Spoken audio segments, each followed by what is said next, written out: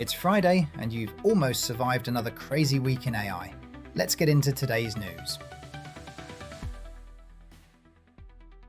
Perplexity AI has announced a product called Personal Computer that can continuously run on a Mac Mini that acts as a local, persistent AI agent. It keeps context across your files and applications, works while you're not at the computer, and processes everything on device rather than in the cloud. Persistent local context, always-on execution, and direct file system access are things cloud products fundamentally can't match. Perplexity is really turning heads with the innovation that they've been delivering recently, and this OpenClaw clone might get some more fans. Claude's 1 million token context window has moved from preview into general availability on Claude's platform, Azure Foundry, and Google's Vertex AI. Requests over 200,000 tokens automatically use the full window. The pricing is the part worth noting. There's no premium to pay for the extended context, just the same flat cost per token. Anthropic is also raising the image and PDF limit from 100 to 600 pages per request. Whole codebases, legal archives, or research papers now in a single API call.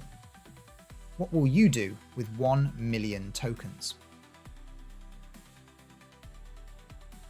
Elon Musk is completely reshaping the xAI team and seemingly starting again. This week, he hired two of Cursor's big hitters in Andrew Milich and Jason Budd, apparently handing them the mission of making xAI a world-leading AI coding platform.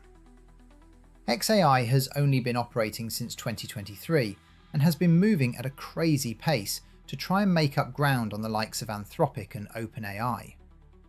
Despite launching Grok and assembling one of the world's largest GPU clusters, it wasn't enough, and Musk says the core architecture isn't where it needs to be.